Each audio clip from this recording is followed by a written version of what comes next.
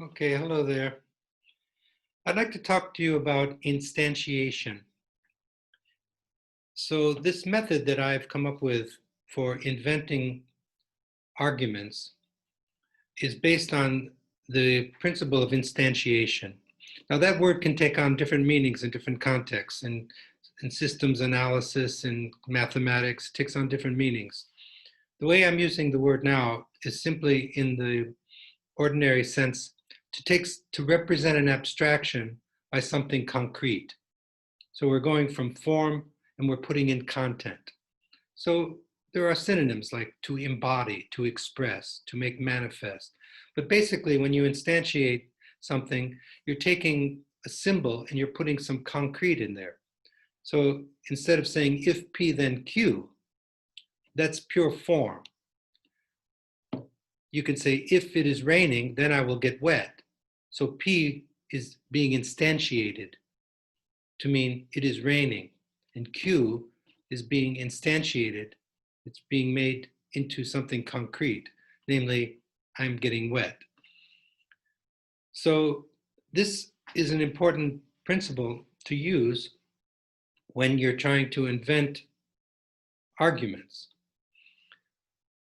So I'd like to talk to you about this process, this method that I've come up with for inventing syllogisms.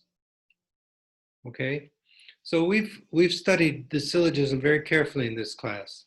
The main kind of syllogism is called the classical syllogism, is the categorical syllogism. Okay, and we studied those. We learned how to test the validity of those syllogisms in 3 different methods, and we found out that there were only 15 valid syllogisms in standard form. We also looked at other types of syllogisms beside the categorical syllogism. There's also what's called the hypothetical syllogism. If P, then Q. If Q, then R. Therefore, if P, then R. That's a syllogism because it has 2 premises and a conclusion. That's called the hypothetical syllogism. We looked at the disjunctive syllogism. P or Q. Not P, therefore Q. Or you could say P or Q, not Q, therefore P. That's called the disjunctive syllogism. And then there are 2 other types of syllogisms. One is called Modus Ponens. If P then Q, P, therefore Q. Modus Tollens. If P then Q, not Q, therefore P. So those are all the forms of syllogisms. There's the categorical syllogism, there are 15 valid ones.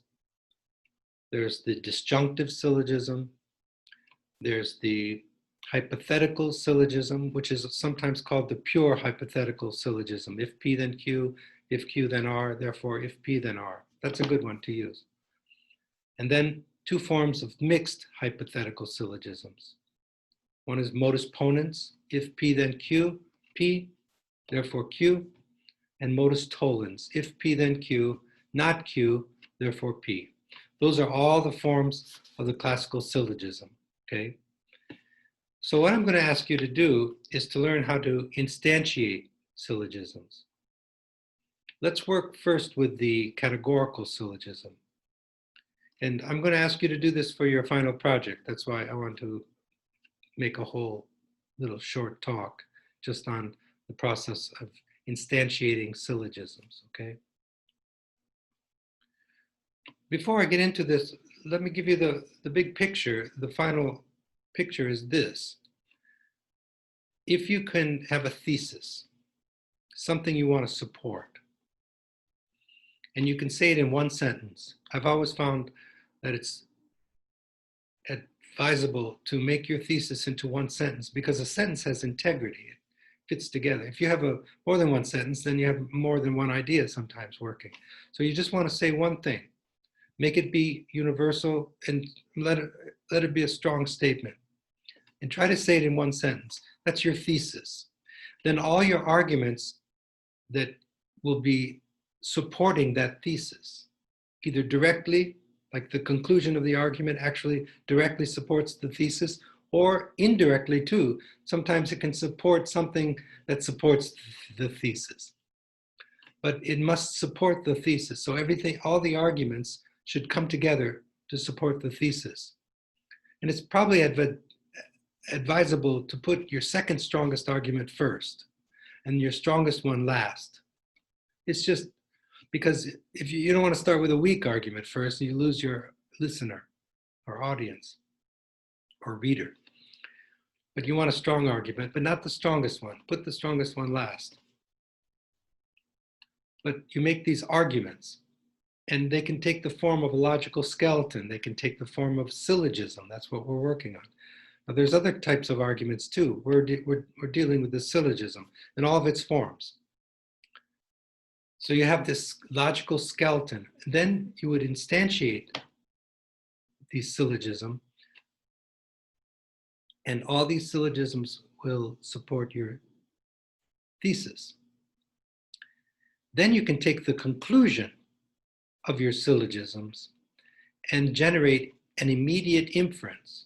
You can do that by what you've learned from the traditional square of opposition that we studied, and conversion, obversion, and contraposition. But you have to be careful when you're dealing with the square of opposition that you're accurate with the truth value. Remember, if you have an A proposition and you want to generate its contradiction, if you made the conclusion that the A proposition is true, then the O proposition, which is its contradiction, is going to be false. So you have to be aware of the truth value of the propositions. But this would be another way of making an argument. In addition to your syllogism, you can take the conclusion of the syllogism and generate an immediate inference using the square of opposition or conversion, obversion, and contraposition. Okay, so I've come up with this method, and let's just talk about instantiation. Well, before I go into one more thing. So the next step, after you've created your logical skeleton, what would that be? That would be, let's say, 3 syllogisms, all supporting your thesis. And you take, after you've made those 3 syllogisms, you take the conclusion of each of those 3 and generate immediate inferences using the square of opposition or conversion, obversion, or contraposition. And then let's say 2 more syllogisms, taken either a hypothetical syllogism, modus ponens, modus tollens, or the disjunctive syllogism. Choose 2 of those. So now you have 3 syllogisms, the conclusions of those 3 syllogisms also generating immediate inferences, which also support your thesis. And you have 2 more syllogisms, either a hypothetical syllogism, disjunctive syllogism, or modus ponens or modus tollens. And you instantiate all that. That is, put content into this form. Now you have a logical skeleton of 3 syllogistic arguments that are all valid. You have immediate inferences based on the conclusions of those, and you have 2 more that you can choose from those other 4, from the hypothetical, the disjunctive, modus ponens, or modus tollens. Now you have a logical skeleton. That's all I'm going to ask you to do for this final project, for this class. The next step would be to translate all that into good prose, good English language, and make it fluid. Because if you spoke that way to an audience, you would sound like an automaton. You'd sound like a robot, a cyborg, like those. So no one wants to hear that. But that could be the logical skeleton. Then you would just take that and turn it into a fluid expression, a persuasive speech. And as time goes by, if you studied classical rhetoric and listened to good speeches, you could emulate that style or use some of the different techniques from classical rhetoric. Okay, but I'm not going to ask you to do that. I just want the logical skeleton for this course. All right, so let me go through the process of instantiating the categorical syllogism first. So I told you the first thing to do whenever you're making an address or whenever you're thinking, try to find out where you stand on some issue and generate a thesis. You may want to tweak that thesis as time goes by, but for now, you just take a stand on something. And when you take a stand on something, always remain open to tweaking it, fixing it, even listening to the opposing arguments. Very important to know the strongest arguments against your position, okay? Because you won't be able to defend your position unless you know the strongest arguments against your position. In fact, when you create your syllogisms or immediate inferences, some of those could be arguments against the strongest arguments against your position. That way you clear the way. There was a great theologian, St. Thomas Aquinas, who in his Summa Theologica, he would start off just with arguments against, the strongest arguments against his position. And that clears the way. Then he would state his position. And so that, and it's done in debate, you know, people who know about debates, they know you have to study and good lawyers do that. They study the opposition and then they provide arguments against that. But I'm not going to ask you to do that. If you want to do that, that's fine too. That's legit. That's an indirect way of supporting your thesis. When I say all your arguments need to support your thesis, if you create an argument against the strong argument against your argument, that's indirectly supporting your own thesis, right? Okay, so here's the method I came up with. First thing to do, you come up with a thesis. And I would choose something that you feel strongly about. Maybe something regarding your major, or anything that you feel strongly about at this time. All right, you make a thesis and you put it into one sentence. All right, and then set that aside. Now, remember, all your arguments have to support that thesis. You don't want to start creating arguments that don't support the thesis. That's a wasted argument. Okay, so you make a thesis. So I came up with one. Critical thinking should be part of the core curriculum of all institutions of higher learning. See, that's one sentence. And I imagine myself like, you can imagine yourself being like, you know, the Secretary of Education or something, or maybe not that, or just you're delivering a speech to the education department, or maybe you're the dean of a school or something like that. So, and you want to maintain critical thinking should be part of the core curriculum, that all the students should take a course in critical thinking because it's so important. So critical thinking should be part of the core curriculum of all institutions of higher learning. That will be my thesis. All right, now I have a clear, round thesis, and you try to make it true too. I mean, I believe in that, so that's why I came up with that.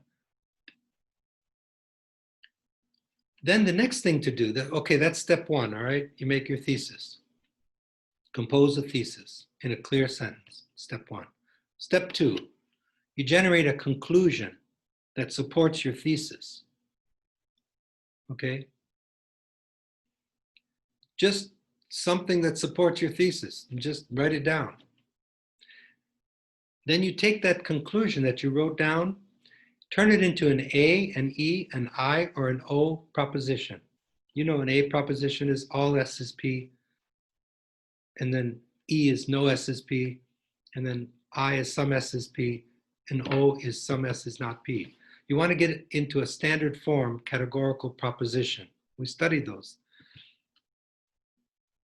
Okay. Either, you know, it's an A, E, an I, or an O. A is universal, affirmative. E is universal, negative. I, particular, affirmative. O, particular, and negative. Okay, now you have it into a standard form categorical proposition. Okay, so that's step 2. Well, I came up with this as an example.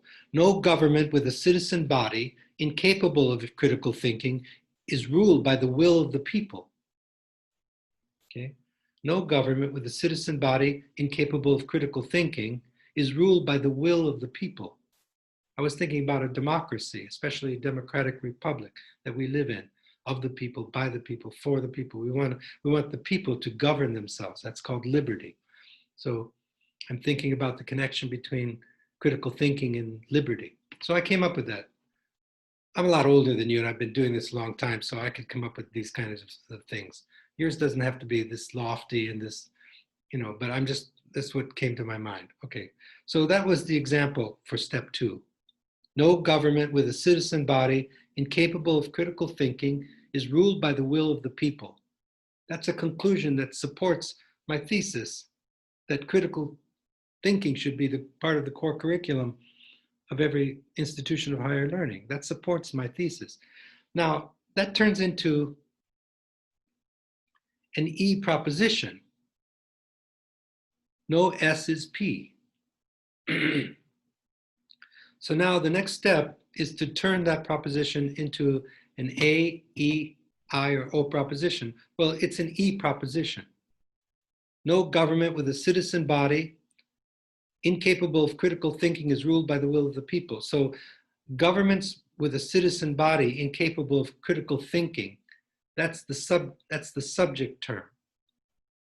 Now I've instantiated the subject term. Instead of just saying no SSP, I made some concrete representation of S. What is S? A government with a citizen body incapable of critical thinking. That's my subject of that proposition. The predicate is a government ruled by the will of the people. That's the predicate term of that. So now I have an E proposition as a conclusion, okay? The next step is quite mechanical. We know there are only 15 valid syllogisms. So you just need to go through your list of syllogisms. It's in the book, it's in the back of the book too. Right at the end of the book, there's a summary, in Copy's book. There's a summary of all the key ideas of the book, the main ideas of the book. This is really like the mother of all logic books, I would hang on to this book, by the way. I mean, there's certain, let's see what page it is. It's on page 692. And it lists all the 15 valid syllogisms, the moods and figures of them all, okay? Okay, so step 3 is you turn your conclusion into an A, E, I, or an O proposition.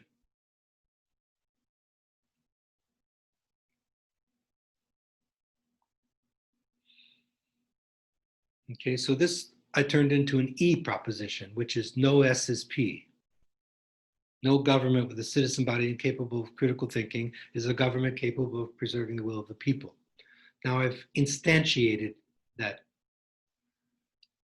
Well, I just go through my list and find all the valid syllogisms. There are 15. Find the one that the last letter is E, because we know the first letter is the major premise. The second letter, when we make the mood, right? The second letter is the minor premise. And the conclusion is the third letter. So you just go through it's a mechanical process. You go through your 15 syllogisms.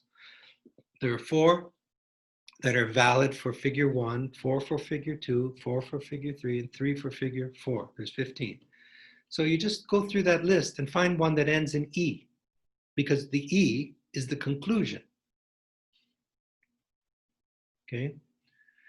That's going to give you everything you need except for the middle term. That was my big epiphany, and that's how I came up with this method.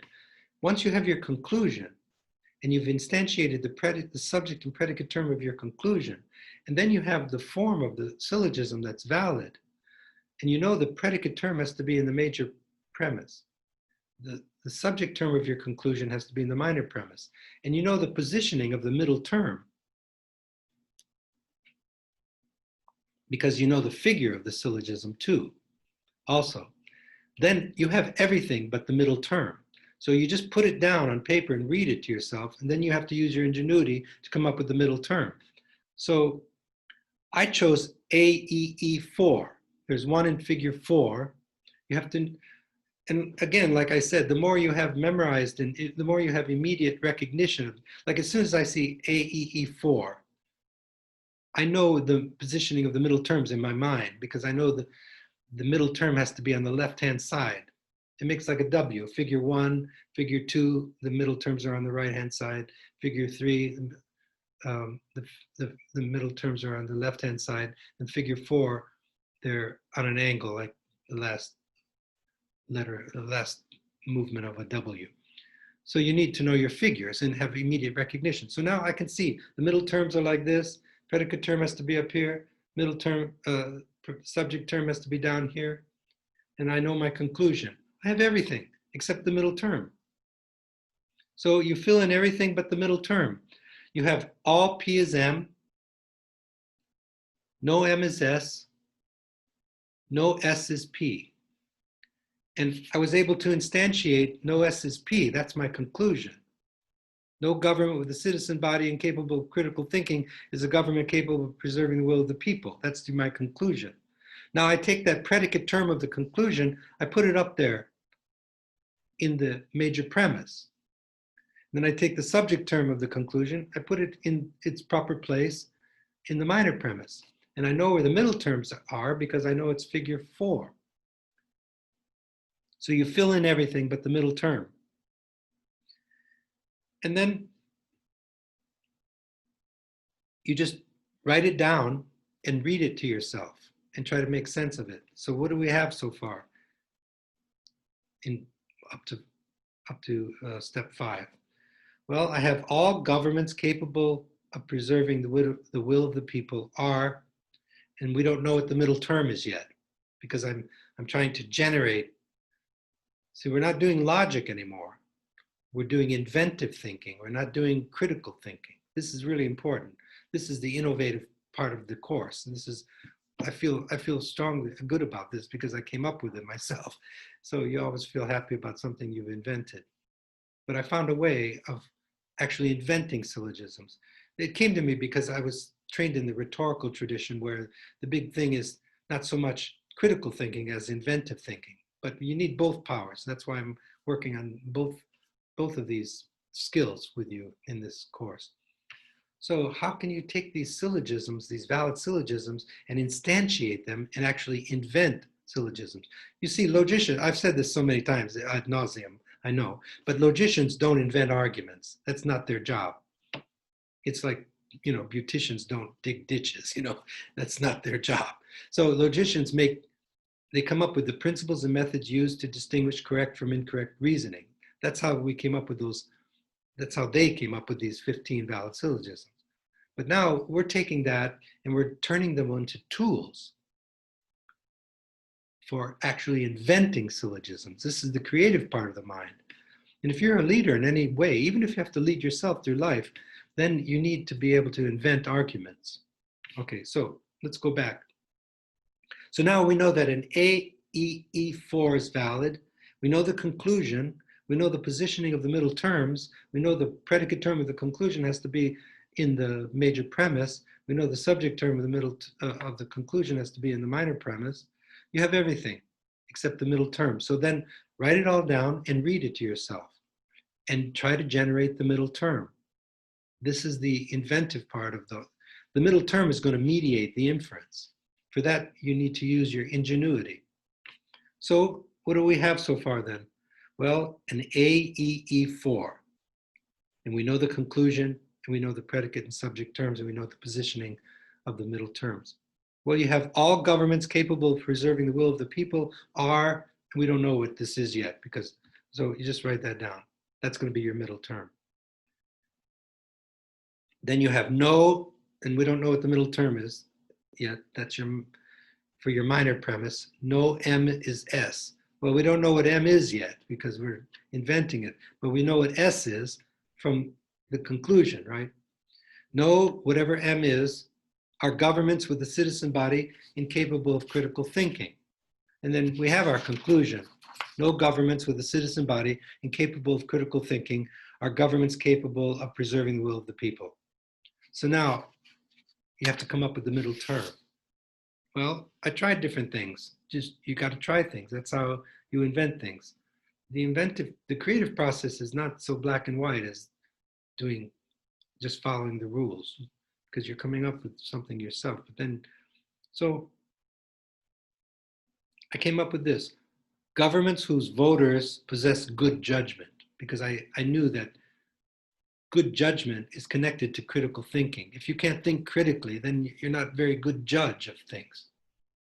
I've been thinking a lot about this now since I've been watching politics a lot more than I ever have in my life. And I'm noticing how people, like 17% of the people who watched the debates thought they were informed by the debate. And I thought, oh my God, it's just two men shouting at each other. How could you be informed about anything? I mean, I imagine you could be informed by, who was the one who, interrupted the most or something like that, but you're not being informed about policies or anything, Then I thought, they must lack good judgment. I mean, they're being persuaded by something else. So I've been thinking, all right, so it dawned on me that anybody that can't think critically must lack good judgment. That's important, that you can judge things well, right? All right, so now I put that in, just plug it in to your middle term, see if it works. Well, I think it works. So now I have my syllogism. All governments capable of preserving the will of the people are governments whose voters possess good judgment. No governments whose voters possess good judgment are governments with a citizen body incapable of critical thinking. Therefore, no government with a citizen body incapable of critical thinking are governments capable of preserving the will of the, or ruled by the will of the people. Okay, so that's step 5. Now you have a syllogism and you have something. I mean, you should feel good about that you have something, but it's not in it's not in fluid prose. It's like a skeleton, and you would never use that. You never speak that way. You don't talk to people in syllogisms. It's just a turnoff. As soon as you start talking that way, somebody's thinking, they're going to start thinking about something else, whatever. But if you could turn that into a fluid paragraph, translate it into something eloquent, then you have something really great, because you have a valid syllogism whereby if your reader or listener accepts the truth of the premises, they would have to accept the truth of the conclusion, because it's valid. And if it's true, which I think it is, then no one can penetrate that, I don't think, because it's true, it's valid, it's sound, it's impenetrable. It's like a citadel, nothing can touch it. And if you can translate that now into fluid prose, into eloquent language, using simile, metaphor, alliteration, whatever, it all has to be done very tastefully, though. You can't overdo anything. Then, well, I came up with a paragraph, but it's not, I didn't put that much time into it. Usually the way I write things out and then I tweak it, keep working it like a piece of clay. And then the more I work it, it usually gets better. And then when it stops getting better, I know I should stop, because I've overworked something. That's my method. But I came up with this quickly. So let's say you're giving your address to the some body that's going to make a decision about the curriculum. If we wish to do our part in preserving this fragile democratic republic, this democratic of the people, by the people, for the people, we must learn the lesson of history that says in one loud voice, no government that has ever existed that has been ruled by a citizen body incapable of critical thinking has been a government that preserves the will of the people. I could have tweaked that a little bit better. I mean, the way to make things better is you go in with a machete and cut out all the dead wood. And then you go in with little pinchers and cut out all the little dead wood until what you have is just everything that's necessary. So I didn't do that to this. For preserving the will of the people depends on a government whose voters possess good judgment. And no government whose voters possess good judgment are governments whose citizens are incapable of critical thinking. This is why we need to incorporate critical thinking back into the core curriculum of all institutions of higher learning. You see, it's not in the best prose. I didn't work it as long as I could have, but that's the process. You make your syllogism by instantiating one of the 15 valid syllogisms and then translate it into good prose. Okay, so those are 6 steps. First, compose a thesis. Second, generate a conclusion that supports your thesis. Third, turn your conclusion into an A, E, I, or an O proposition. You put it into standard form, categorical proposition. Then, find one of the 15 syllogisms that end in the A, E, I, or O that you've chosen,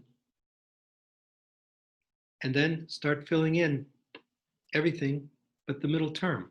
So if you have your conclusion,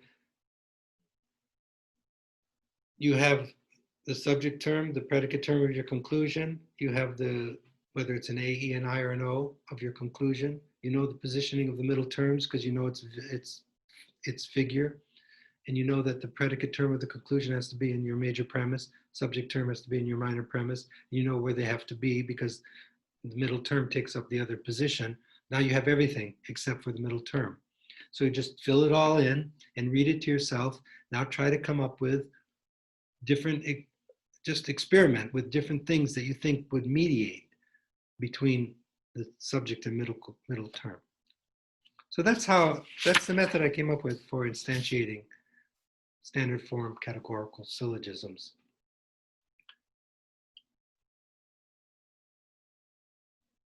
What about instantiating disjunctive syllogisms? Well, that's a lot simpler, actually. What is a disjunctive syllogism? P or Q. Sometimes we didn't get into this, but that if you make like a wedge upside, like a V, a little V, that's called a wedge. That means either or. So if you say P and then you put a wedge there, Q, that means P or Q. Now, in order for that to be true, one of those sides have to be true.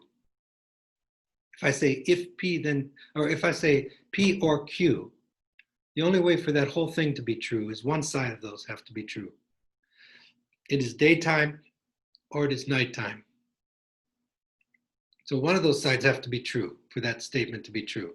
So if I say it is not the case that it's nighttime, then I can argue it is daytime. So it just goes like this, P or Q, P or Q, not Q, therefore P. Or you can do it the other way around too. P or Q, that's your major premise. Then you say not P, then you can say Q. So P or Q, not Q, therefore P. Or you could go P or Q, not Q, therefore P. You can negate either side of the disjunct, and you can argue for the other side of the disjunct. That's called the disjunctive syllogism. So you just take that P or Q, not Q, therefore P. That's the form. Now we're going to instantiate that. You just have to put something in there. What is P and what is Q? And make sure that come up with your conclusion first. And then try to generate, if you have your conclusion, then that's going to be one side of the disjunct. Then put another side of the disjunct. Maybe it's opposite. Then you have your argument. Like, for example, either we're persuaded by sound arguments or we will be ruled by fear. Either we're persuaded by sound arguments or we're being ruled by fear. Okay? So that's a disjunct. Now that we have lost our ability to think critically, we're no longer capable of being persuaded by sound arguments. So I'm negating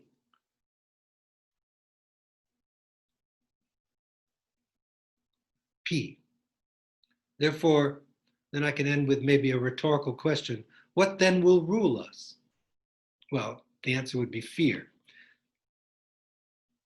So it turns into if P then Q, not P, therefore Q. So you just take if P then Q.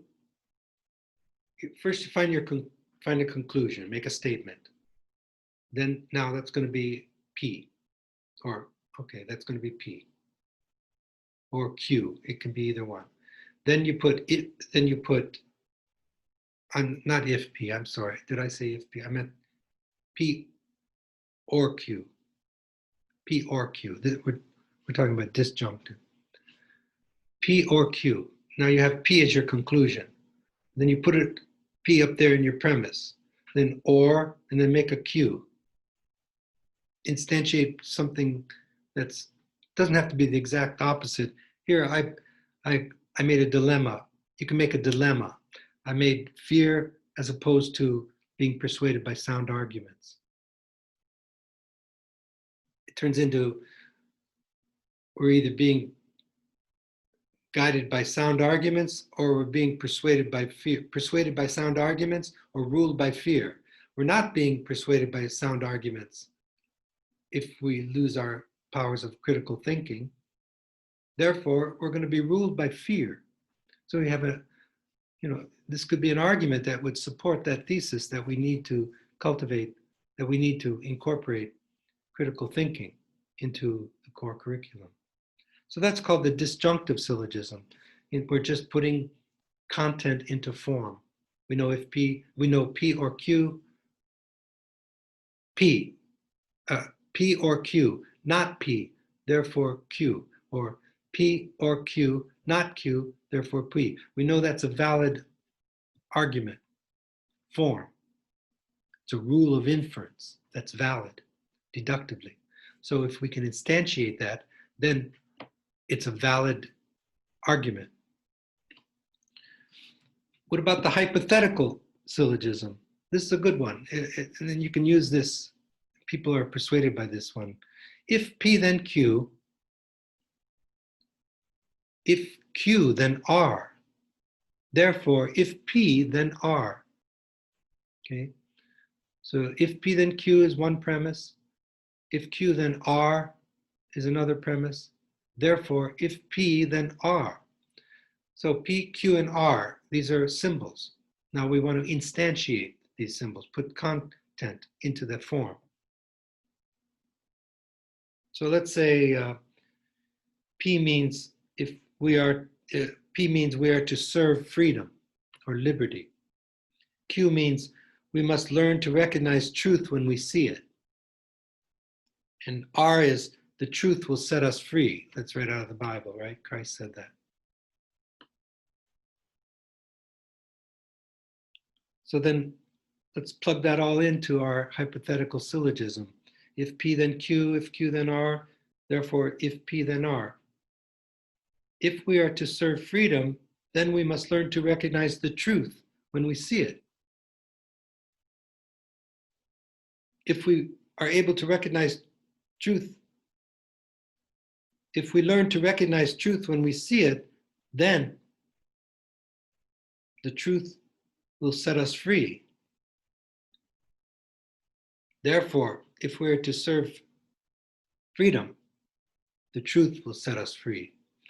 I think I need to, sometimes when you, I should have looked at that a little bit more. Sometimes when you make things, it's in the wrong position. What I wanted is, if I wanted Q to be R, it doesn't matter. The point is, you have if P then Q, if Q then R, therefore if P then R. As it is now, it really doesn't, it ends up saying, if we are to serve freedom, the truth will set us free. See, I wanted Q to be R, or I wanted P to be Q. I had to switch around P and Q. I did that last night without checking it. I just sometimes, actually, I'm glad this happened because I don't mean to confuse you, but it's clear, the process, right? That's what I wanted to talk about. If P then Q, if Q then R, therefore if P then R. So you want to make your conclusion first. Always make your conclusion first and then work backwards. So I needed to just switch around P and Q. When you're all finished, just read it and make sure it supports your thesis. If not, sometimes you have to switch terms around. That happens a lot because I've been doing this now for a few years with the syllogism too. Sometimes when you're inventing syllogisms, you have to work with it. I remember in class, sometimes a whole class time we would spend like trying to generate a syllogism. Then finally we'd come up with something that would be good and strong. It was worth the working on it. But we had to switch around the P, Qs, and Ms and everything until we got it right. So sometimes you got to work with things. So I just needed to tweak that a little bit. But the process should be clear.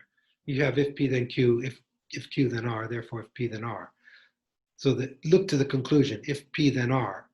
Make that first, and then switch things around so that it supports that. Modus ponens and modus tollens are easy. Modus ponens, it just means the mode of placing. We've talked about that. Modus ponens means if P then Q, P, therefore Q. Okay. So if P then Q is one premise, then P is another premise. You have to establish P somewhere, whatever that is. Then you can argue Q. So that's modus ponens. You can't say if P then Q, Q therefore P. That's a fallacy. That's called affirming the consequent. What comes first is called the antecedent. If I say if P then Q, the P is the antecedent and Q is called the consequent. So you can't say if P then Q, Q therefore P. That's a fallacy. Actually, you could use that. If somebody uses that on you, then you can say no, that's a fallacy. It's called affirming the consequent. But you can say if P then Q, P therefore Q. That's modus ponens. That's strong. It's if there's gravity, things are drawn to the larger the body, the stronger the gravity. It's strong. I mean, it's indisputable. So if we were, you can instantiate that in such a way that it supports your thesis. If we wish to serve the cause of liberty, we must teach our students the art of critical thinking. Incorporating courses in critical thinking serves the cause of liberty. See, I'm affirming P. Therefore, we need to teach our students the art of critical thinking. So that's an instantiation of modus ponens, and it supports my thesis. And then the last type of syllogism is called modus tollens. That means the mode of taking away. If P then Q, not Q, therefore not P. You can't say if P then Q, not P, therefore not Q. That's called affirming the antecedent. It's just the opposite of it. That's a fallacy. But if you say if P then Q, not Q, therefore not P, that's modus tollens, and it's a strong form of argument. It's a valid deductive inference, form of a deductive inference. By the way, these aren't just taken out of the blue and made up. These are ways the human mind works. Before logic was even invented, people were using these. The pre-Socratic philosophers, they thought logically.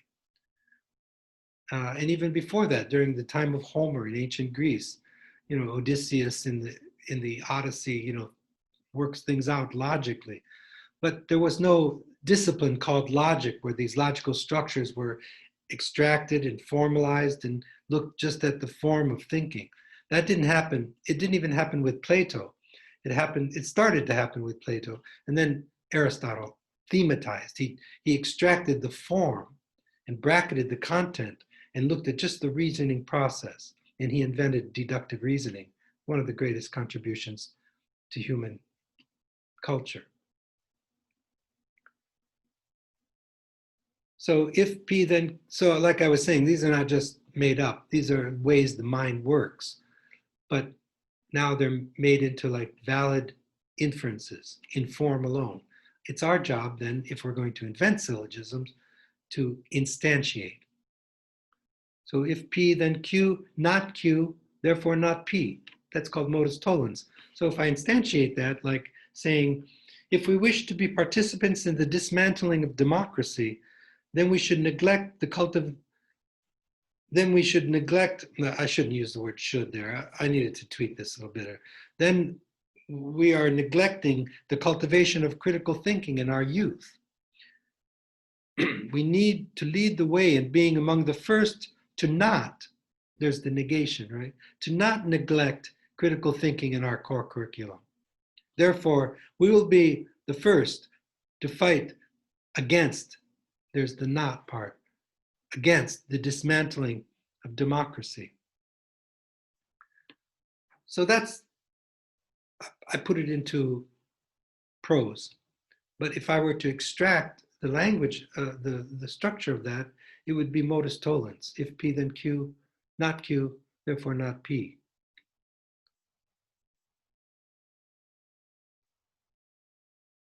And be sure to separate the logical skeleton from your rhetorical expression. The reason I want you to separate that, and I think I'm not going to ask for the rhetorical expression because of the abbreviated form of this class. Normally, I would ask you to make, for your final project, the logical skeleton, and then another part B of your final project would be to take that and to put it into good prose, what I call rhetorical or eloquent speech, compelling speech. But I'm not going to ask you to do that. I'm going to ask you only to make the logical skeleton.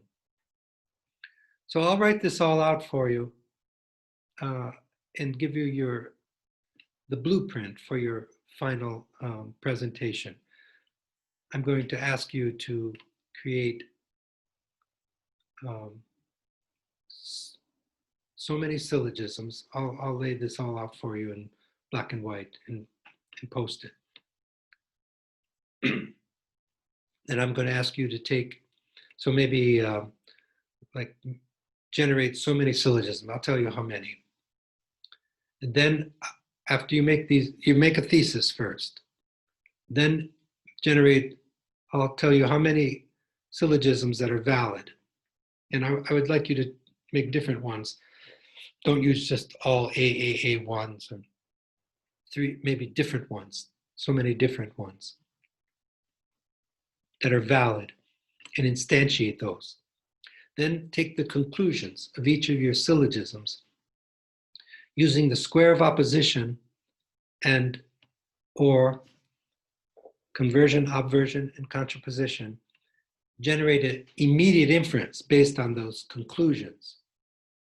Be careful if you're using the square of opposition to be mindful of the truth value, because sometimes if you generate a contradiction or contrary, the truth value changes into its opposite. There's only true and false in logic. So if you have A is true, then O is false. If A is false, then O is true. So you can generate an O proposition from an A proposition, but you have to change the truth value. And so, but do that strategically so that the truth value of your new proposition that you immediately inferred is supporting your thesis. When you're all finished, after you're done with the argument, look to the conclusion and make sure that it supports your thesis, either directly or indirectly. And then I'll ask you to choose maybe two from those four other types: the disjunctive syllogism, the pure hypothetical syllogism, or the modus ponens. The pure is if P then Q, if Q then R, therefore if P then R. That's the pure one. Then the modus ponens, modus tollens, those are called mixed hypothetical syllogisms. If P then Q, P, therefore Q, that's modus ponens. If P then Q, not Q, therefore not P, modus tollens. So I'll ask you to choose maybe two, or we'll see, I'll have to decide how much. Two more arguments that you use either disjunctive syllogisms, the pure hypothetical syllogisms, or one of those two forms of the mixed hypothetical syllogism, modus ponens, modus tollens. Then you'll have and then you'll have a logical skeleton. Okay, and that's all I'm going to ask for this class. But in real life, I don't see why you wouldn't want to do this in real life, in writing a paper or anything. It would be an interesting experiment. If next time you write a paper or something, make the logical skeleton first. Plan it all out. You have like a skeleton of a human body or a living body. I like that metaphor because the human body fits together perfectly and it works together perfectly. So your speech should fit, the parts should fit together. This is the biggest weakness I find in reading student papers all these years I've been teaching. Sometimes in one paragraph, there's just a whole scattered bunch of ideas. So it's good to have, but this takes us into rhetoric and not logic. But every paragraph should have one idea. And then maybe if it needs it, there needs to be transition between one idea and the next. And it should all fit together like a human body. And it should be animated like by one soul, like a human body is given life by one soul. And that is your thesis. It should all be animated by your thesis. But I'm not going to ask you to do that, but that would be the next step. So all I'm going to ask you to do is to make this logical skeleton. So that's the process of instantiating categorical syllogisms, the disjunctive syllogism, the pure hypothetical syllogism, and the mixed hypothetical syllogisms. Instantiation just means putting content into form, okay?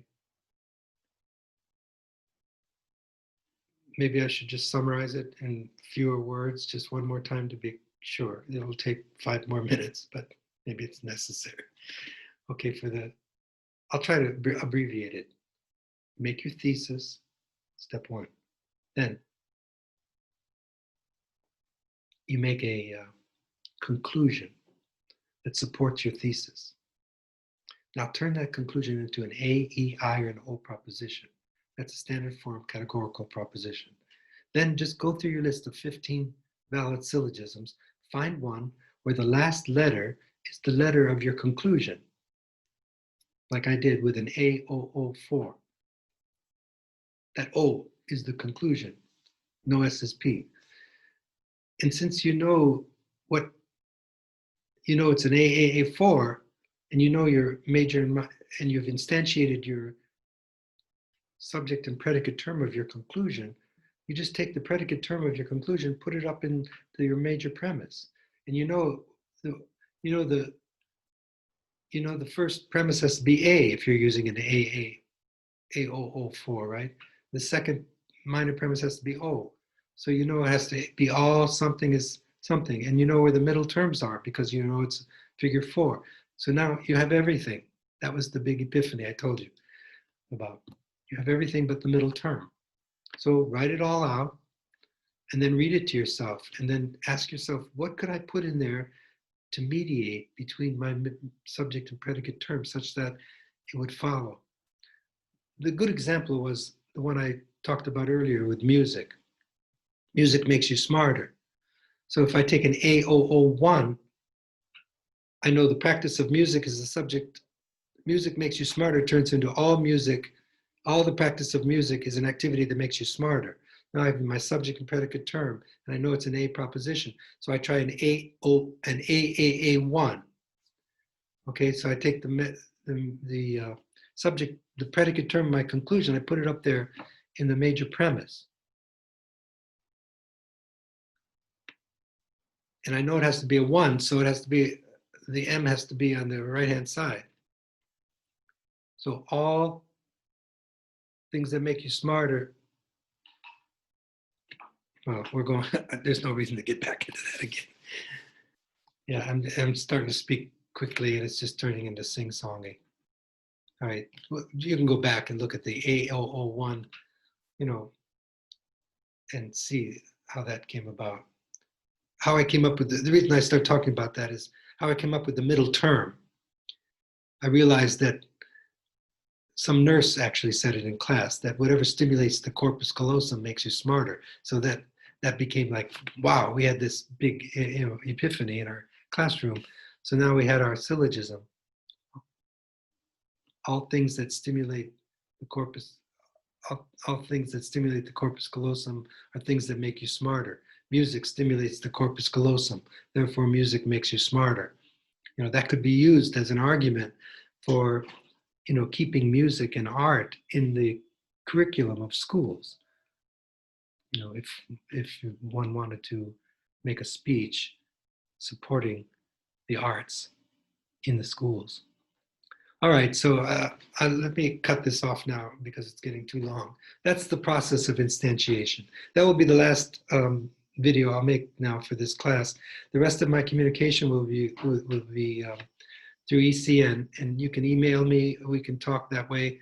I'm going to give you very explicit directions for your final project. It's just going to be to make a logical skeleton with syllogisms, immediate inferences, supporting your thesis. All right, thanks.